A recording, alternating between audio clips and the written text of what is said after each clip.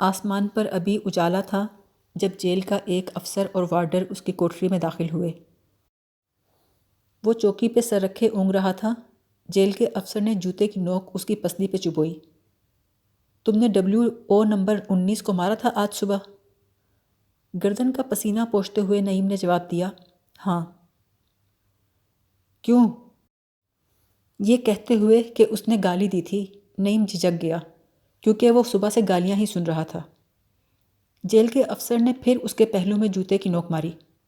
اٹھو، اس کے لیے تمہیں پانی کھینچنا پڑے گا۔ باہر نکل کر اس نے خوشی سے آسمان کو دیکھا اور چند لمحے کے لیے آزادی کا سرور محسوس کیا۔ آہنی جنگلے میں پہنچ کر اس نے تیز آوازوں میں غل مچاتے پانی کھینچتے ہوئے قیدیوں کو قریب سے دیکھا۔ وہ بدنما شخص جسے اس نے مارا تھا قطار میں کھڑا کر کے اسے رسا پہنانے لگا۔ قطار میں سے کسی کی آواز آئی، ایک اور بیل آیا۔ دوسرے نے کہا، سور کی طرح پلا ہوا ہے۔ قطار میں سے ہنسی کی آواز بلند ہوئی۔ نعیم نے اپنے ساتھ والے سے پوچھا، تم کسان ہو؟ اس نے اونچی آواز میں جواب دیا، میں بیل ہوں۔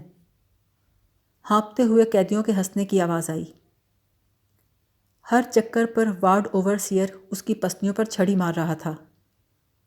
پہلے چند چکر تو باہر آنے کی خوشی میں آسانی سے مکمل کر لیے، پھر اس کی کمر اور ٹانگوں میں درد ہونے لگا۔ اس وقت اس کے دل میں اپنی اور دوسرے انسانوں کی شدید ذلت کا احساس پیدا ہوا۔ جسمانی تکلیف اور خفت کے احساس میں اس نے نگران کی گالیوں اور چابکوں کو نظر انداز کر دیا۔ جب انہیں کھولا گیا تو وہ چند منٹ آنکھیں بند کیے اپنے جسم کی ضائع ہوتی ہوئی قوتوں کو یکجا کرتا رہا، پھر آنکھیں کھول کر وارڈ اوورسیئر سے بولا، سگریٹ ہیں تمہارے پاس؟ اوورسیئر نے رعونت سے کہا، کیوں، نوابی ختم ہو گئی؟ نعیم چپ رہا۔ وہ بولا، اگر مجھ سے صلح رکھو گے تو میں سگریٹ مہیا کر سکتا ہوں۔ نعیم نے پوچھا، میں تمہاری طرح باہر پھر سکتا ہوں؟ اس نے کہا، نہیں، ہم عمر قید والے ہیں، ہم نے اچھا چال چلن دکھایا ہے اس لیے ہمیں WO بنایا گیا ہے۔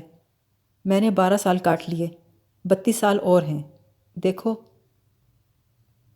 اس نے اپنا کندھا دکھایا جس پر اس کی تاریخ رہائی 1956 لکھی تھی۔ دروازہ بند کر کے جاتے ہوئے وہ بولا، اب تم نے کسی پہ ہاتھ اٹھایا تو درے لگیں گے، سنا حرامی؟ شام کو کسی نے کوٹری کا دروازہ کھولا اور تحکمانہ لہجے میں کہا، اندھیرے میں کیوں بیٹھے ہو؟ نعیم نے جل کر کہا، تمہارا باپ آنکھوں کو لگتا ہے دھواں۔ جلاؤ دیا، یہاں چلاکیاں نہیں چلیں گی۔ آنے والے کو چکی کی ٹھوکر لگی اور اندھیرے میں اس کے کوسنے کی آواز آئی۔ دیا جلانے سے دھوئیں کا بادل چھت کو چڑھنے لگا۔ آنے والا وہی اوورسیئر تھا جس نے آج صبح اسے گوبر کھلا کر وزن بڑھانے کی دھمکی دی تھی۔ گندم کی بوری دیکھ کر وہ چیخا، یہ سارا ابھی رہتا ہے، کام چور، گدھے کے بچے۔ نعیم نے چیخ کر کہا، میں اس سے زیادہ نہیں پیس سکتا، میرا ایک ہاتھ ہے۔ اس نے بازو ننگا کر کے آگے بڑھایا، دیکھو۔ ہیں؟ حیرت کے مارے اس کا منہ کھلے کا کھلا رہ گیا۔ اس نے وہیں کھڑے کھڑے ہاتھ بڑھایا، یہ مجھے دو، تم اسے نہیں رکھ سکتے، یہ قانون ہے۔ اس نے لکڑی کی انگلیوں کو پکڑ کر جھٹکا دیا جس سے نازک کمانیاں کھل گئیں اور لکڑی کا ٹکڑا بازو سے الگ ہو گیا۔ نعیم نے بھیڑیے کی طرح جھپٹا مارا اور لکڑی کا ٹکڑا اس سے چھین لیا۔ وہ اوورسیئر کی جانب لپکا تو اوورسیئر تیزی سے باہر نکل گیا۔ ٹکڑا ہاتھ میں لٹکائے لٹکائے نعیم جنگلی جانور کی طرح کمرے میں چکر لگاتا رہا۔ غیظ کی حالت میں اس کے سوچنے کی طاقت سلب ہو چکی تھی۔ جبلی طور پر خطرے کو محسوس کر کے اس نے لکڑی کے ہاتھ کو چکی کے نیچے چھپا دیا۔ تھوڑی دیر بعد جیلر، سپرنٹینڈنٹ اور ایک سپاہی اس کی کوٹری میں داخل ہوئے۔ سپرنٹینڈنٹ نے پوچھا، کہاں ہے ہاتھ؟ نعیم نے آستین چڑھا کر اسے کٹا ہوا بازو دکھایا، میرا ایک ہاتھ ہے۔ لکڑی کا کہاں ہے؟ نعیم خاموش بیٹھا، بازو پہ ہاتھ پھیرتا بڑبڑاتا رہا۔ چکی کے نیچے لکڑی کا ہاتھ تلاش کرنے میں انہیں زیادہ دیر نہیں لگی۔ کچھ دیر وہ تعجب اور دلچسپی سے اسے دیکھتے رہے، پھر لے کر باہر نکل گئے۔ جاتے جاتے سپرنٹینڈنٹ نے کہا، جب تم جاؤ گے تو واپس دے دیا جائے گا۔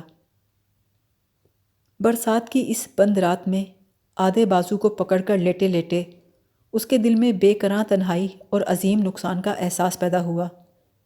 اسے لگا جیسے اس کے ساتھیوں کے کارواں اسے چھوڑ کر آگے نکل گئے ہوں۔